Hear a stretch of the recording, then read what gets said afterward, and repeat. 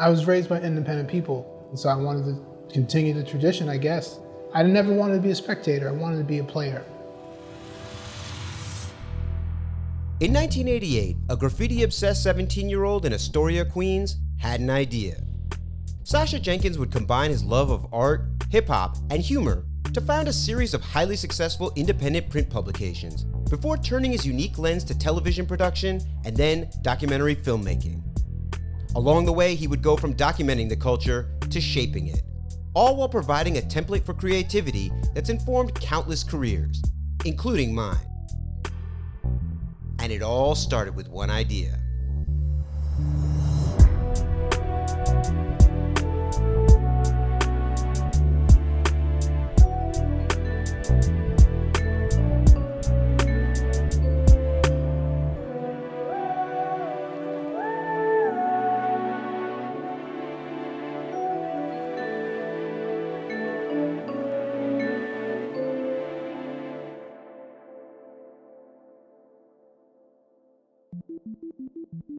How did your parents' professional life inform your career ambitions?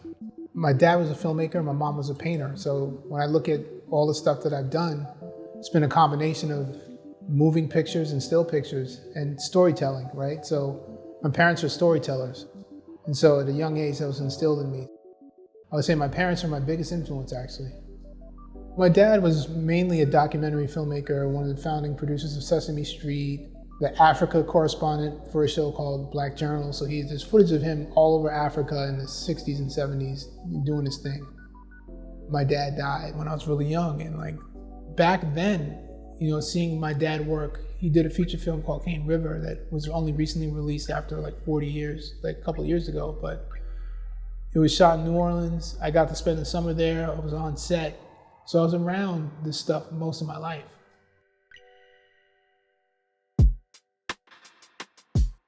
You were born in Philly and your early life was in Maryland. Yep. But your sort of most formative years happened in Astoria in the late 70s, early 80s. How did that shape your worldview? Astoria was very racially polarized, right? Although my building was very mixed, there wasn't much intermingling amongst people.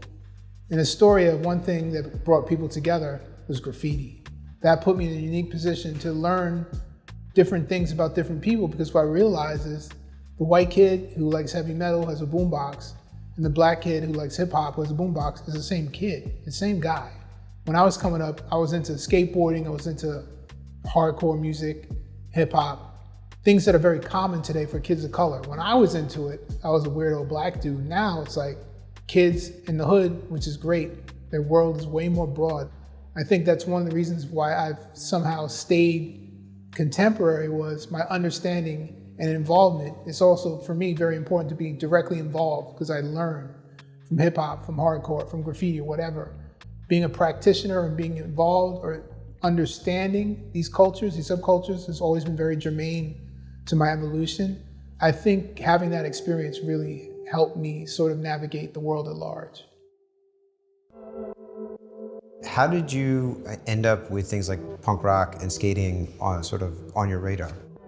Skating was like the 70s. I had an older sister and we had a skateboard, and the first or second real skateboard wave. So when we moved from Maryland, I still had my little skateboard, but I got into BMX before skating, and once BMX started to fade, I got into skateboarding again.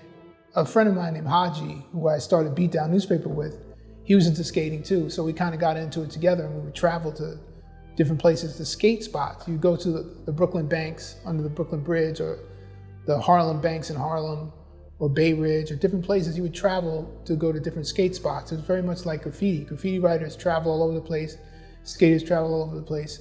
And a friend of mine named Chaka, who was wound up being in lots of bands, he grew up in the Woodside Projects. He wanted to get into skating, and he knew I was into rock, and he gave me a tape. And I listened to that tape. I didn't know any of the bands, and I asked him about this one specific band. I was like, what's this band right here? He's like, yo, it's the Bad Brains, and guess what? They're black. I was like, get the fuck out of here. He's like, the Bad Brains, they're all black. I didn't know who the Bad Brains were, whatever, but something about their music spoke to me, and so I was like, I gotta buy the record. And he sold me his beat up copy of Eye Against Eye of Bad Brains for like more money than he paid for it. But that was a gateway for me to get into a whole other world and one day be in a band with a member of the Bad Brains. How seriously did you take your life as a graffiti writer? I wrote, just like people skate, and there are professional skaters and there are kids who just skate. There are way more kids who just skate than there are professionals, right? So I was a kid who wrote. I wasn't anyone important, I wasn't anyone special, but what I learned from graffiti, between politics, between networking, before the internet, before cell phones, I'm meeting all kinds of kids from all over the place. And it piqued my interest in wanting to do a zine. I did more time thinking about graffiti and writing about graffiti and publishing magazines about graffiti than doing graffiti, but I'm okay with that at this point. My biggest early supporter was my mom. When I told her I wanted to do a graffiti magazine and that it was gonna cost me $1,000 in 1988, I didn't think she'd give me the money, and she found the money and gave it to me. That belief in me, or just being willing to take a chance, was major.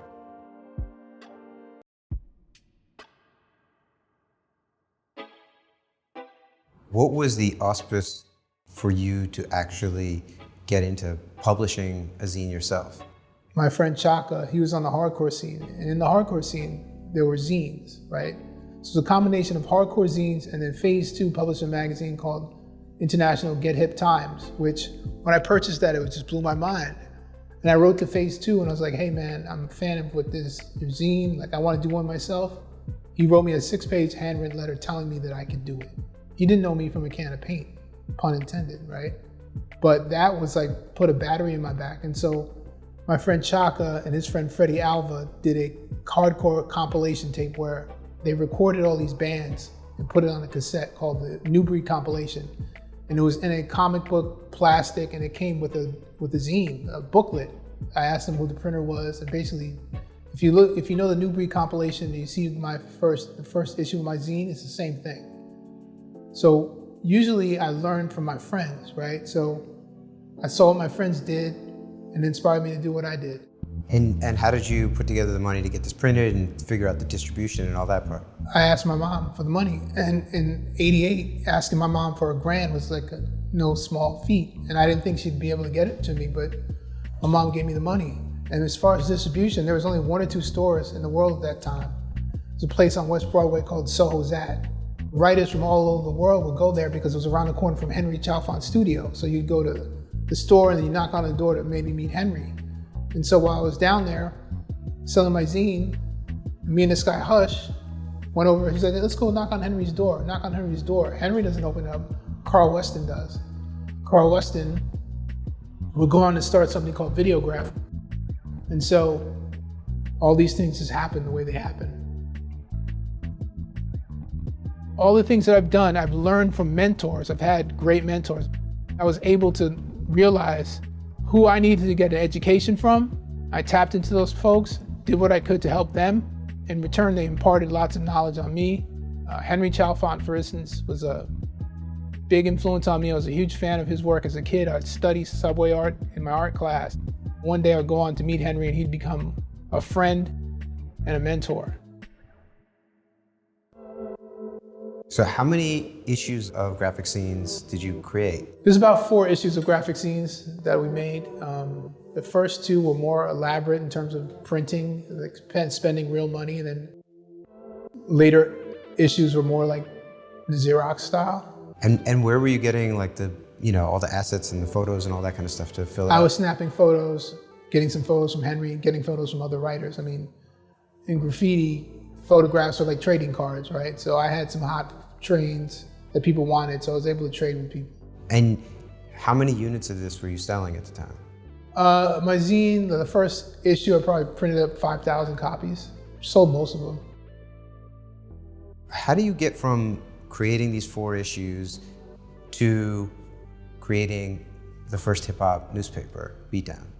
So Haji, again, who's a friend I grew up with, Haji Akibade, is a guy I grew up with who was into skating, into graffiti, and he was a producer, right? He made hip hop beats, and he actually kind of worked with Marley a little bit, like helping out Marley and stuff.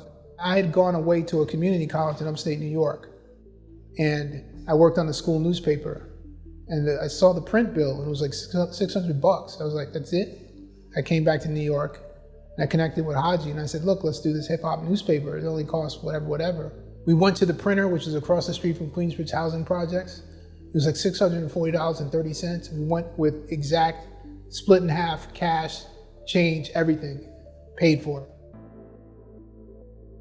And, you know, at this point, it's still very nascent stages of hip hop publishing, but The Source is happening and is a pretty big deal by 91, 92. What was it that made you want to create your own platform versus trying to sort of, you know, get a job at The Source or, you know, or work within any sort of existing structure? I was raised by independent people, and so I wanted to continue the tradition, I guess. I had no desire to write. I take great pride and much respect to The Source and everyone who's gone through there, but I've never written for The Source. I never really wanted to write for The Source. Not that The Source isn't great, but I didn't really care. You know, for me, it's like, for years, sports, I wasn't into sports because I'm like, why am I getting excited about watching sports? It's not me doing it. I could never get into sports, watching it, like being a fan, because like, what do I care about watching someone do it? But once you start to play a game and you understand it, then sports and watching sports and being a spectator becomes more interesting, right? But I never wanted to be a spectator. I wanted to be a player.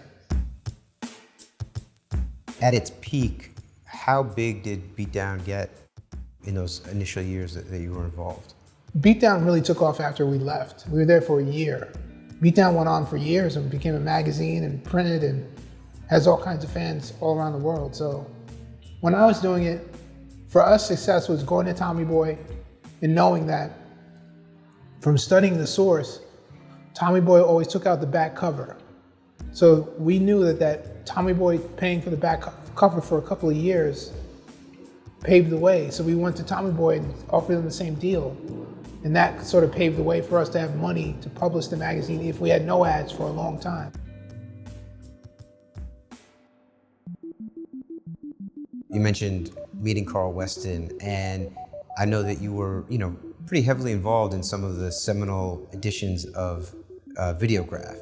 How did you sort of, you know, fit into that creative matrix? And then what did that platform really offer you? Back then I wanted to be a filmmaker, and Carl wanted to be a filmmaker as well. So we had that in common.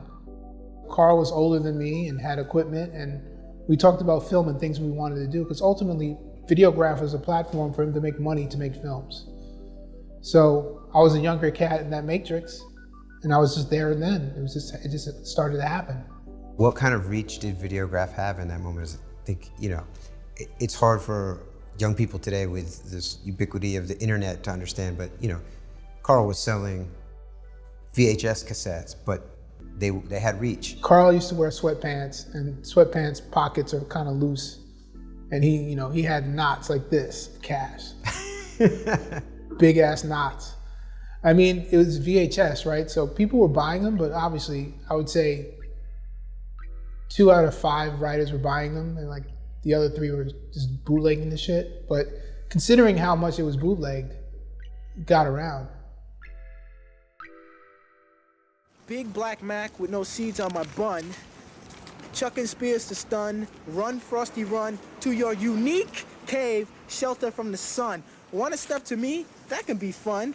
Be alone, Yoko, or I'll be out like the flying nun. How did the poetry moments happen? Poetry moments and Videograf happened because I was doing poetry. Some of it was really bad, but I liked doing it. It was back when we drank 40s, we'd drink a 40 and just freestyle poetry. And it was, you know, you do that and then people recognize you on the street. And there was a commercial from my magazine in Videograf once that was based on a true story where I was walking down West 4th Street near the McDonald's that used to be there. And some kid recognized me from Videograf and said something slick. And all I did was I just literally went behind my head and did this. Like, just made a funny gesture. And yo, 25 dudes just started chasing us through the West Village and yelling Videograf. And I was like, damn, this shit's crazy, man. They didn't want my autograph, they wanted to hurt me.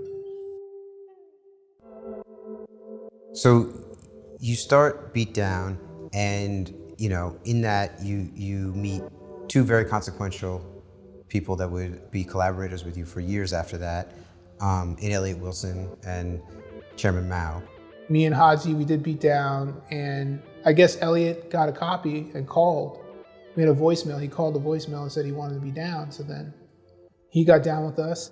And then Chairman Mao, I was interning at a place called Third World Newsreel, which has Black Panther films and all kinds of leftist, interesting people of color shit. And the folks there had always told me, you love hip hop, you've got to meet this guy, Jeff Mao. He's a DJ, he loves hip hop. So one day I'm in the elevator, I see an Asian guy with a bald cut and a Carhartt jacket, and I'm like, yo, you're Jeff Mao, right? And this is like, 91. And so that's how I met Jeff. And he was a record collector and was very knowledgeable about hip hop. So that was the initial nucleus of Beatdown. And those are cool times. And after about a year, your relationship with Haji sours. You and Mao and Elliot all end up leaving. But what happened that sort of was the catalyst for that? We laugh about it now. It's just stupidity, just like miscommunication, and misunderstandings and egos and just being young and not really being smart. We look back at it now and we say, wow, we were foolish to do that. But, childhood friends have squabbles. Because ultimately that's what it was. It didn't have to be that deep. How do you tell a good idea from a bad idea? Well, sometimes a bad idea looks real sexy and tasty, but as soon as you bite into it and it feels kind of funny, don't let your ego get in the way of the hype of what you thought this thing was or what you told people it was. If it's not right, you usually know it and it's time to back up out of it if you can.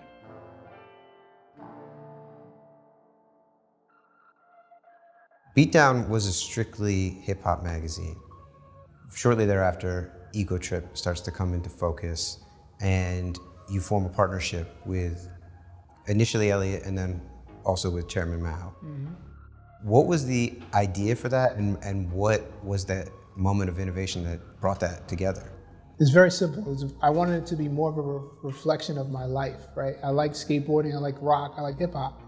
And I also thought what are we offering? Why does the world need another hip hop whatever? At that point, there were more magazines. So it was very simply, if we have other stuff beyond hip hop, it just opens us up to more advertising, right? So skate, rock, whatever, fashion. So I just wanted something that was a little bit more contemporary to kind of how I lived at that point. You have art from Mr. Caves, comic strip called Tales from the Rails. Interviews with skaters. My friend Chris Keefe was in the first issue. Chris is someone I skated with in Queens. He went on to be one of the Supreme guys and professional skateboarder, So it's it was more of a reflection of where I felt culture was going. How did you put together the pieces to go get EgoTrip printed and then distributed as well? Well, first we had to get money to make it. So that's when I went to Henry Chalfant. So I went to Henry and said, give me 10 grand.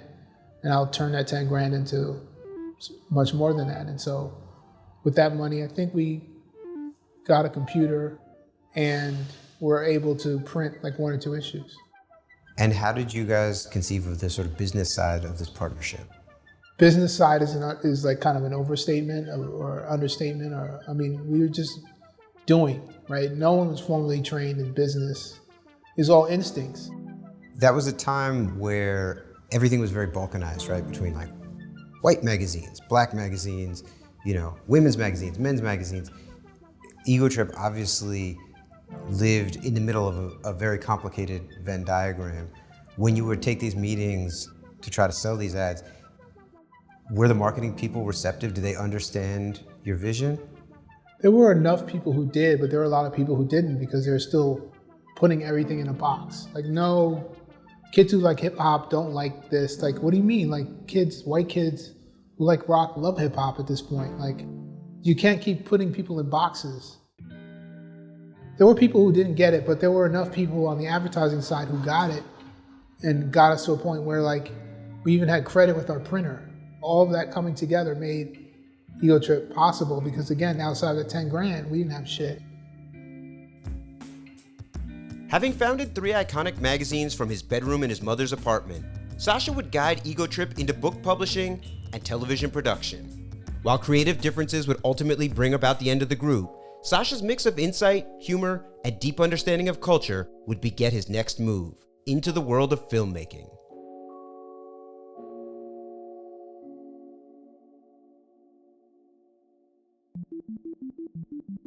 Initially, it's you, Elliot, and Mao, and then in 1996, Gabe Alvarez joins, and then in 1997, Brent Rollins joined.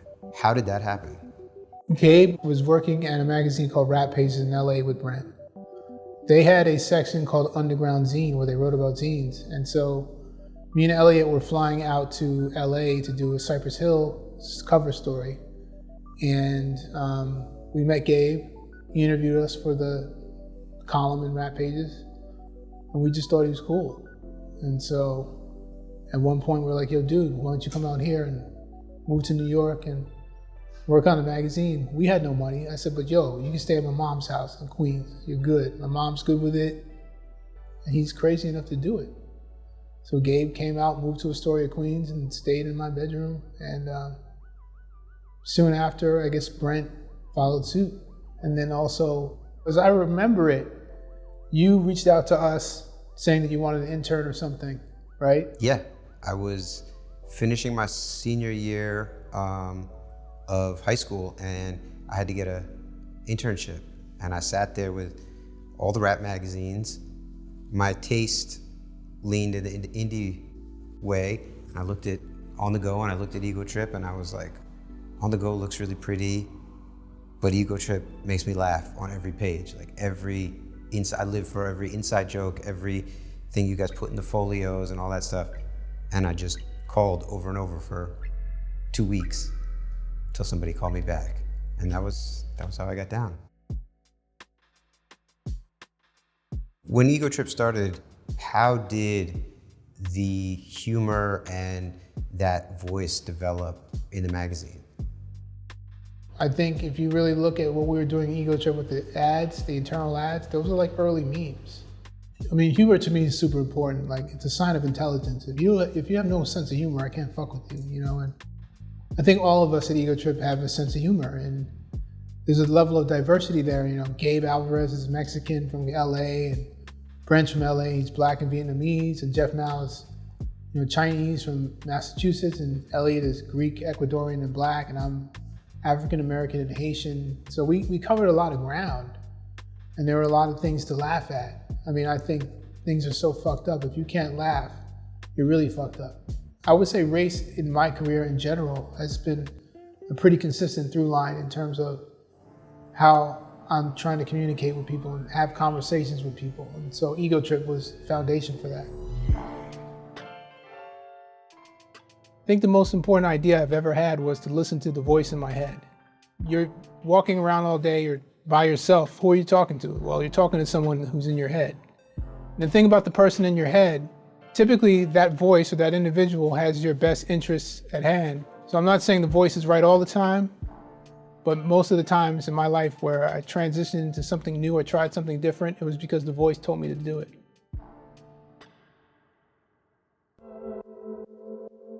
In 1998, you guys decide that you are done with publishing a bi-monthly magazine. What was the sort of catalyst for that? Well, we started doing these books. We did the book of rap lists, which has lots of fun facts about hip hop and music and records, and people seem to dig that. And we were thinking about what was next, but we had this idea to do a book about racism. So then from there, we did the big book of racism. Someone at VH1 gives it to a woman named Christina Norman, who's a big cheese. Yes. She likes the book. She then gives it out to a bunch of her staff. And someone says, hey, we should do a television show with these guys. So VH1 reaches out to us, and we did a show called TV's Illest Minority Moments, presented by EgoTrip. And so we just looked at the roles people of color have played on television over the years. That did okay. So let's do more. So then we came up with a series called Race-O-Rama, which is another exploration into race, 3-part series. You mentioned politics and race humor was very central to sort of the latter half of EgoTrip as a magazine, and then obviously was the sort of core premise of the Big Book of Racism. Were people wrapping their heads around the satire and the commentary that you were providing? Some people didn't get it. We have a section in the book called The Yellow Pages, right? And it's about Asian culture. Now, mind you, Jeff Mao is Chinese, Brent Rollins is half Vietnamese. They're leading the charge in some of these jokes or whatever we're exploring. But the Asian woman who worked the publisher was like, I refuse to work on this. This is not cool. So it's like where we are now, like comedians can't do shit. Like, imagine if that book came out now, it would be crazy. We're all very so sensitive, and I think sensitivity is good, but I think there needs to be balance. Like, people are too fucking precious now. It's like, if you can't have a good racial joke with your white friend or your black friend or anyone, then we're fucked. And those jokes are good only when you understand what. It's like, if I make a joke about white people, and I'm like, yeah, white people, they can't, whatever, they can't rap. It's like, no, white people can rap. That's not funny. If you make a joke about a white person who likes the Smiths, and there are little nuances in there that you know, and only a Smiths fan will know, that person will laugh. It's like, oh shit, this black dude knows his shit, right? And for me, it's always been communication. It's like, when you like all these diverse sorts of things, it's communication, it's intelligence. It gives you information that you need to survive and communicate and to make shit. And I think a lot of that is lost now.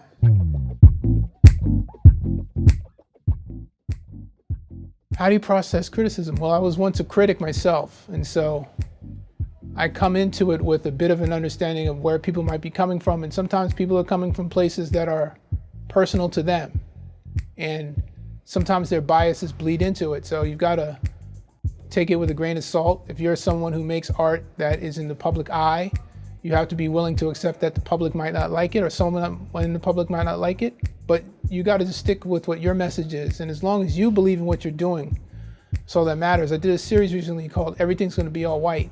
It's on Showtime. It's about race in America from the perspective of not just black people, but people of color. And I got barbecued by everybody, including black people, based on a trailer that they saw. They didn't even see the series. At first I was a little hurt, I guess. So like, damn, I'm on some shit. I'm trying to like make some change. But then you realize like, yo, people don't like your shit. As long as you like your shit and you stick with your shit, take a shit. So you and EgoTrip do a series of shows that are race focused, and then this births another piece of content that you made that I think was years ahead of its time, the White Rapper Show. Yeah. What inspired you guys to make that, and how did you get it sold through? One Christmas, we were meeting with an executive from a guy named Jim Ackerman at VH1. He took us out for drinks. Like, hey, you know, Race-O-Rama did great. What's next? What do you want to do? We're knocking him back. And I'm drunk, and I'm like, yo, we should do a show called The White House. We make white people move into a house and rap. And he looked at me and said, that's a brilliant idea. And the show rated well, and the show was a blockbuster. I mean, the ratings that they got then on that show, if a show got that now, I would be fucking Dave Chappelle right now. And that led to you guys doing the Miss Rap Supreme. Yeah, but what happened was, White Rapper Show did well. New president of the company came in and said, you gotta do something that caters more towards women. Instead of following up the hit with the sequel, you guys are tasked with figuring out a way to broaden the audience and particularly to court a female viewership. Yep. Which is a challenge in anything rap related. Why would you think that a show about women in rap would do well when women in rap in real life don't do well? Now, the tables have turned. Women are killing it now. They're the shit, and I'm glad it finally happened. But back then, a show about women rappers wasn't going to be a big deal. But even those ratings, compared to now, like, people would kill for those ratings, but they just weren't good enough for another season. When that comes to a close, it sort of ends the chapter of EgoTrip, and you guys never really collaborated again after that. Right. What happened? Finale of the show, the last battle, we're in LA. They rented us a house up in Mulholland, like fucking balling out of control house. So we were all staying there, and the show wraps, everyone's hugging, people are popping bottles, we're all there. Then we turn around, yo, where's Elliot? I don't know. We go back to the house, everything, he bounced, he's just gone. Like, oh shit, what the fuck happened? I don't know, I met with Elliot and he was like, I'm not feeling it anymore. And that's his prerogative, and he has his reasons, and I think ultimately he did what was best for him, which is all that matters. At that point, I was like, okay guys, let's keep going, let's keep doing this. And at a certain point, EgoTrip is like the Flintstones car, right? Like, there's no engine, it's just feet. If all the feet aren't going in the same direction, it ain't gonna move. So I think that different guys had different perspectives on what they wanted to do. So at that point, I said, well, I gotta keep on trucking. So I became a partner at a company called Roadside, and we launched a production company called Automatic Films. We did a series about a black skateboarder for BET called Being Terry Kennedy. So then I moved on. I moved on to continue to do film and television after that. How do you know when to pivot?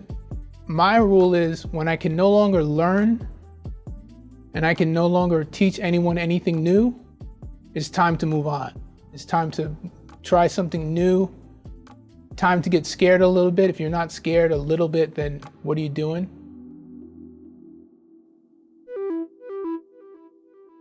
You go to Roadside and make your first television projects as a soloist. Yep. We did a documentary for VH1 called The Origin of Me. We brought 50 Cent down to South Carolina, where he learned about his ancestry. His great aunt still lived there. We found the plantation where his family worked, and the same family owned the house. But working on that doc, I had the opportunity to direct for the first time.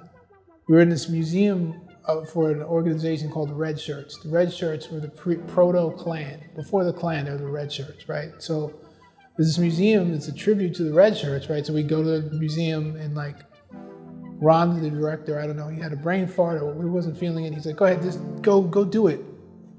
In that moment, I had the opportunity to direct 50 and I was like, I can do this. This woman who was the curator of the museum or ran the museum was literally telling 50 Cent with a straight face that the slaves who worked here were happy. And so I said to 50 Cent, ask her, how do you know that? Well, how do you know that, ma'am? Well, because we knew them. Like, well, you're old lady, you're old as shit, but you're not old enough to know a slave, right? That doc really opened my eyes to what was possible. I mean, not that I had always been working towards that, always wanted to be a director or a writer or whatever, but like that moment just opened doors for me in my mind. I'm not traditionally educated, you know. Everything I've ever done, I've learned on the job. One of my best friends besides history is failure. Failure is your best friend, and if you're afraid to fail, you'll never succeed. While you guys were working on those books, you started sort of a side project endeavor by linking up with Pat and Adrian from Mass Appeal. And that's sort of the beginning of this whole other part of your career that has really dominated the last like 10 to 15 years. How did that happen? Well, coming off of doing one of the first graffiti zines, at that point, there were way more zines happening. Mass Appeal was a zine that just kept getting better and better, and I spent money on it. Like, I liked it. And one day I just called them up. I got the voicemail and I said, listen, you don't know who I am, but I love your magazine. It's great to see the evolution. The photography is great. Keep going. That's it. I was a fan. I spent the money. I had no expectations. And they called me back and said, yeah, we know who you are. We want to hire you. I was like, nah, you can't afford me, but keep going. Keep doing it. So they kept going. They kept doing it. And I think they got to a point where they had money. They approached me again. They said, hey, man, what's up with you getting down with us now? And I said, you know what? I have an idea. I'll be the editorial director as an old ass man, and I have a young man who I think could do a great job, and that person will end up being you. Yes. So I came on as the editorial director. Noah Callahan Bever was the editor-in-chief. I liked Mass Appeal. I liked how it integrated all the things that I was interested in, and like graffiti and like fashion and music, and like it wasn't one thing. And I, again, connecting with my initial idea with EgoTrip, how the world was expanding and people like me weren't so weird anymore.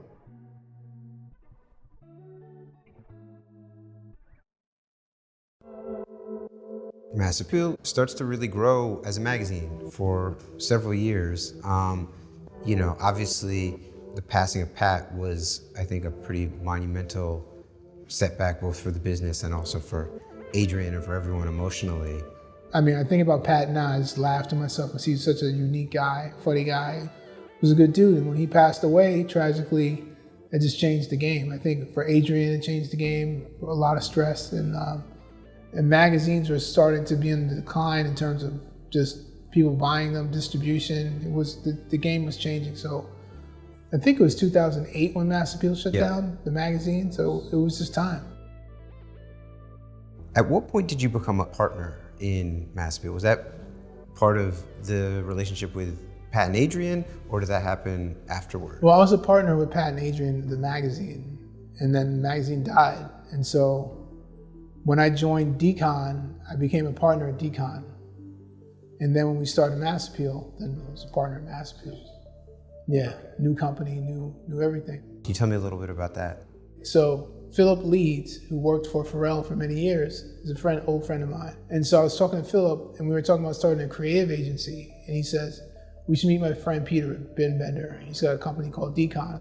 So we go down and meet Peter, and he's like, I know who you are. You guys have a great idea, but I got you by 5 years. Sacha, why don't you come up here? Why don't you become a partner at Decon? So I was like, all right, worked it out. Came over to Decon, and about 6 months into it, I thought about Vice and all the things Vice were doing. I remember when the Vice guys used to write to us. The Vice guys were huge fans of EgoTrip and Mass Appeal, right? They won't tell you that now, but I've got letters, they called us. So I was like, wow, look what Vice has done. They're killing it, you know, gotta respect that. Why can't we do the same thing? I spoke with Peter, and Peter's like, well, let's just bring Mass Appeal back. So I spoke to Adrian and got his blessing. He was happy to see what he had started with Pat to continue to live on. And how did you guys end up getting Nas involved?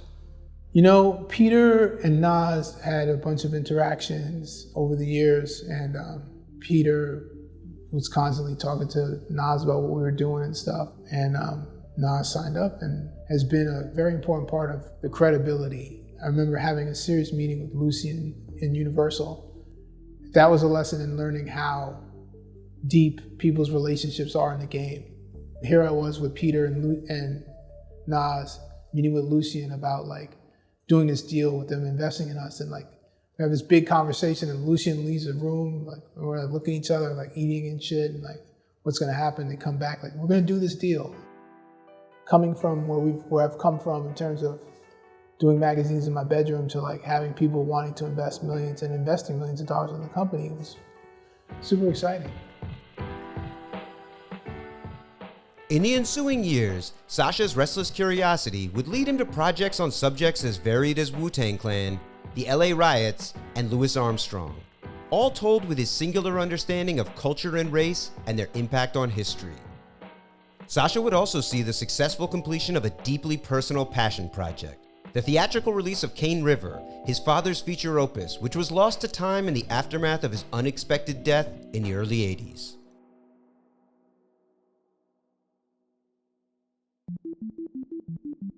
To me, your piece de resistance at Mass Appeal is Of Mics and Men, which is a tremendous achievement in filmmaking on any and every level, but particularly if you know the intricacies of how Wu-Tang works. How did you manage to wrangle that situation and also to produce such a magnificent product at the end of the day? Well, my agent called Mass Appeal. He was working with RZA, and he was like, they're looking for a director. Do you want to throw your hat in the ring? I was like, hell yeah. And I knew RZA a little bit from Beatdown and being in the game. We have many friends in common. This guy Mike McDonald, who's a graffiti writer, And he was their original manager, right? Yeah, when you throw names around like Mike McDonald, they know that you know what you're talking about, right? So throw around Mike's name and other people's names, and had a conversation with RZA, and he said, Ron Howard wants to do this film, right? And I said, look, love Ron Howard, he's great, but he ain't gonna do what I'm gonna fucking do. It's just not possible. I'm of this shit. I was there. When Mike McDonald was promoting Protect Your Neck, we would go out together promoting Beatdown and Protect Your Neck at record shops. Like, we were hand in hand, going hand to hand with people with product. I'm like, yo, this is in my DNA. The skit on the album where the radio host is like, oh, you want to hear that Wu-Tang again and again? That was at City College. And I went to City College and I was there when that call came in. I was cutting class when that call came in. So I'm like, yo, dude, I'm your guy for this. Like, I'll kill it. It'll be great. Trust me. So fly back the same day and got the call like RZA says, you're good. Do I ever get creatively blocked? Yes, it happens. And you just need quiet time. Sometimes you just have to be alone with yourself and alone with your ideas. If you try to force your ideas, it's not gonna work. If you have a block, you just have to slow down, reset, chill out, listen to that voice. Once again, the voice in your head is there to help you. After doing Of Mics and Men, you started working on an incredibly personal project that I think sort of is a full circle moment in your career, which is getting involved in helping to facilitate the release of your father's feature film that he directed, in the, I guess, months or year before he passed. Right. How did that happen? So my dad was mainly a documentary filmmaker, but ultimately he wanted to make feature films. So he raised the money from one of the richest black families in New Orleans, the Rhodes family. They are in the mortuary sciences. They own funeral homes. Anyone black has been buried by the Rhodes family in New Orleans. So they got behind the film. Before he died, he was close to getting distribution for it. Richard Pryor really wanted to help get it out there, but the patriarch of the Rhodes family did not want to lose control, so he kind of vetoed it. Then my dad died, and then we go to the funeral, and people are like, we're gonna pay for your college, and the film is gonna do da-da-da, and then nothing happened for years. So, I don't know, 6 years ago, I Googled my dad randomly.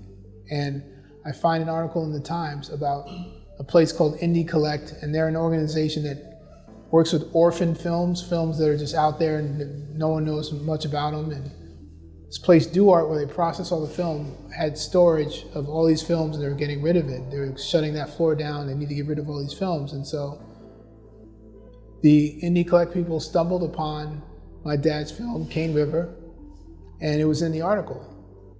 I reached out to Indie Collect and say, I'm the son of Horace Jenkins III, and I'm a filmmaker. Like, let's connect. So I met with them, and they did a great job in sort of getting it to where it was. And I said, we've got to look at distribution. They recommended folks, and then Adam Yauch's company, Oscilloscope, was interested. And when I heard that, Adam Yauch I considered him a friend. I knew him, and obviously he passed away, but the fact that they were interested in distributing my dad's film, I was like, this is coming from the great beyond. And so the film came out 2 weeks before COVID. It was released in theaters, and then COVID hit.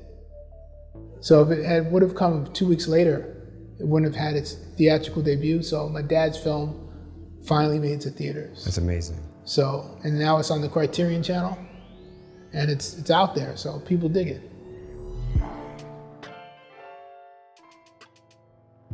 For me, every shot matters. Who knows how much longer I'll be getting these shots, and the shots have been getting better and better, and I'm thankful, but I operate under the understanding of tomorrow's not promised, opportunity's not promised, so every opportunity I have to try to maximize.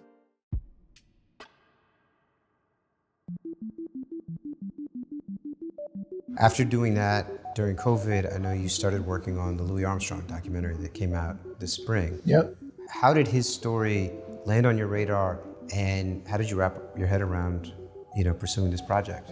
The nice people at Imagine Entertainment reached out to me about it, and I was honest. I was like, of course I know what everyone else knows, but I'm not super deep into Louis Armstrong. They're like, well, we did 2 years of research, check all this stuff out. And when I saw the research, and when I learned about the tapes that he made at his house, like just talking shit, Louis Armstrong, that motherfucker was hip hop, like a motherfucker. You hear him talk. Like you have this squeaky clean image of like Louis Armstrong being this classy guy. And not that he wasn't classy, but like he's a regular motherfucker who like talked that shit. And the guy has a very powerful presence. I mean, his house in Queens is a museum. It's as he left it. I mean, obviously it's taken some things out, but his wife's nightgown is still on the bed. I mean, it's just like insane. And there's this room that was his favorite room. And that room was where he had his reel-to-reels and where he listened to music. And so they know the last song that he listened to before he died, and they had the actual record, and they had the actual turntable. So we shot the reel-to-reels moving, right? They fixed them, get them to work. So we're like, all right, we're gonna plug in the turntable and get the thing to work. And so we plugged in the turntable, it wouldn't work. Kept trying, it wouldn't work. They unplugged it, they spun it, the record started playing.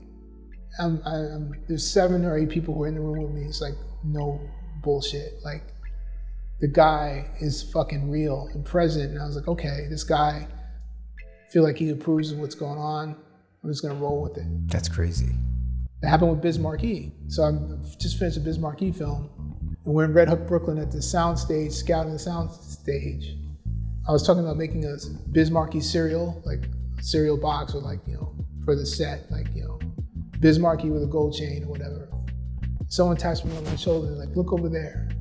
There's a homeless man with a shirt off with a gold chain, fat dookie rope. Like, when do you ever see homeless people with gold chains? These things come from like elsewhere, and I just roll with it.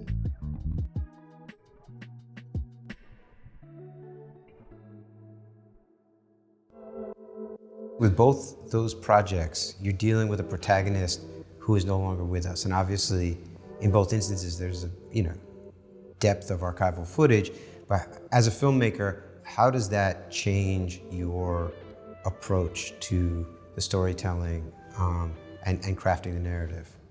Thankfully, in the case of Rick James and Armstrong and Biz, there's a wealth of like, they're in their own word stuff out there, right? And so once you get familiar with their in their own word stuff, you start to paint a picture of who you think they are. And once you have that picture, based on what seems to sync up with what you believe, based on what you hear, then it becomes much easier to sort of craft something that feels like them. You talk to people who knew him, you talk to people who you don't expect. It's always the unexpected. And so when you interview Rakim, you go back to his high school, and he tells you, I met him in this lunchroom, and he just, you know, everyone tells the story about how they met Biz in their lunchrooms, but he didn't go to their school. That was his hustle, lunchrooms, right? So you learn this stuff, and you're with Rakim at his old high school, and he's sitting there, and you ask him that question, you know, as an interviewer. So where were you when you heard he passed away?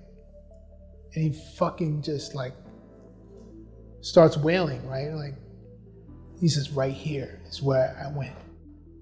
And I just got chills. Like, and he's not like, nah, cut off the cameras and no. He was having like a vulnerable moment, like, because he was in his pain. I was like, fuck, like, I had the idea to go back to the high school, but I had no idea that it was going to be this. And like, when do you ever see men, but black men in general, crying on fucking camera? It's those moments that make you feel like you're connecting with people in ways that like have value. What are the qualities about yourself that you hold on to the most tightly? I think it's most important to hold on to who you are. Honestly, I didn't figure out who I was until a couple of years ago, and it feels good to really understand and fully realize who you are. That's powerful, but it takes a while. And so for me, holding on to who you are and understanding who you are, or going on that mission to figure out who you are, is the most important thing.